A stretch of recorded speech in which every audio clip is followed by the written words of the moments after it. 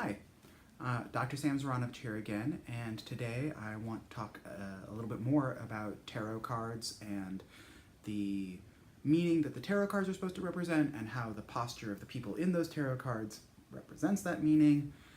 The idea here is if I understand something about the shape of somebody's body, maybe I understand something about the shape of that person's mind or spirit in that moment.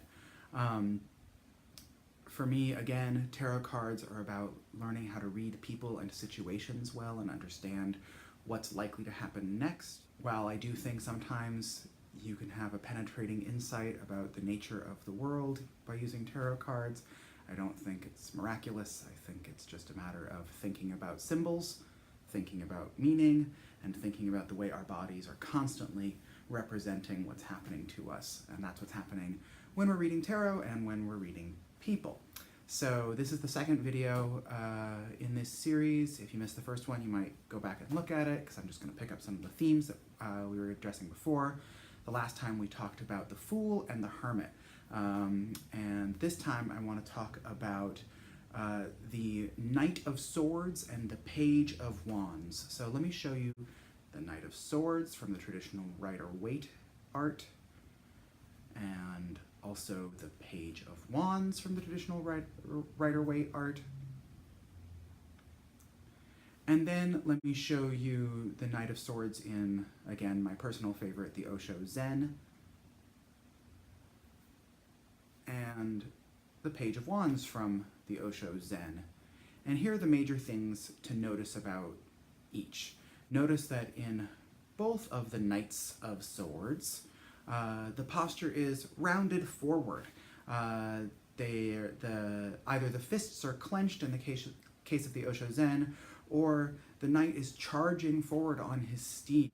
Either way, they're ready for battle, they're ready for attack. The traditional meaning of this card has a lot to do with being armed and ready for combat or actively engaged in it.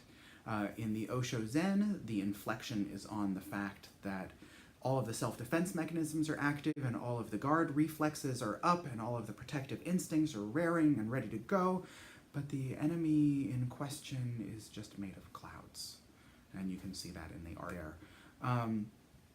In the Rider-Waite, there's maybe a little bit more of the Arthurian and chivalry inspired kind of motif, and so this can be a righteous battle in the Rider-Waite, but can also just be, you're charging into combat, are you sure that there's an enemy there? Because if there wasn't before, with your sword drawn, there's about to be.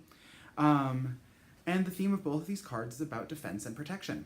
And you can see in the posture of both of these people that their bodies are curled up or rounded forward, protecting the inner organs. Makes good sense to me.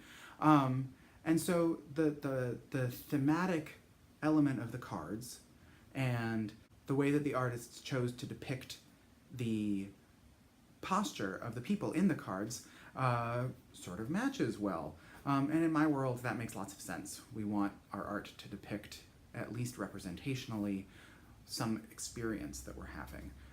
And the purpose of the tarot cards is to depict fairly universal experiences in human lives. So let's turn our attention then to the Page of Wands. You'll see in the Rider-Waite version, he is contemplating his wooden staff. He stands in the desert. The world is not bearing fruit, but he is contemplating his grand world-saving idea. And that's one of the traditional meanings, is you've got this great inspired notion. It may be a little ahead of the times, but if put into practice, it will lead to fruitfulness. In the Osho Zen, playfulness. And I love this card, and particularly in contrast with the Knight of Swords, because these two are in some sense polar opposite. One is all about defending the self from some idea. The playfulness card is about surrender of the guard and just being vulnerable, caught in that moment of sheer delight. And you'll see that the spine is deeply extended back. The heart is all the way exposed to the world, and joy is bubbling out.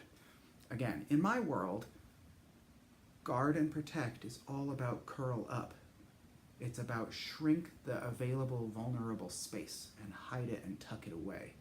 Whereas joy and delight is about being vulnerable to the world. The thing about joy is that it's vulnerable, because when joy stops, there can be an experience of loss, and human brains are very loss averse.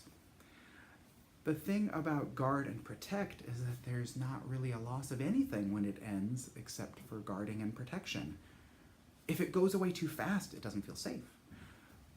But you'll notice, let's look at the Shozen art again. You see how his armor is studded with those little rusting, what are those? And the artist's description is great. The artist says those are little mines about to explode.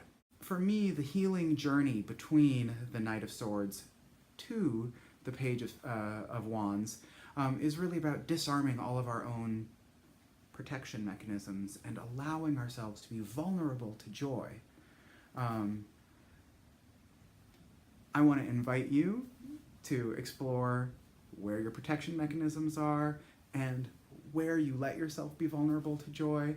Think about the times when your back arches and you're just open to it. There's probably a few now and then. And if you're interested in getting more about of these ideas or engaging with these images more, or if you have questions about the tarot or posture or how on earth I'm putting them together, I invite you to come to the workshop that I'm offering in just a few weeks now. It's in the middle of November, and I'm really very excited to be offering it. So please come and check it out. There's going to be a link down here somewhere, or over there somewhere. I don't know.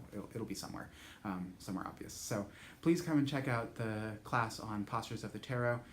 Middle of November. It's going to be really great, and we're going to talk some more about how we can learn how to read a situation, ourselves, other people, and what's likely to come from here if we're moving forward in a healing and orderly way. Have a great day.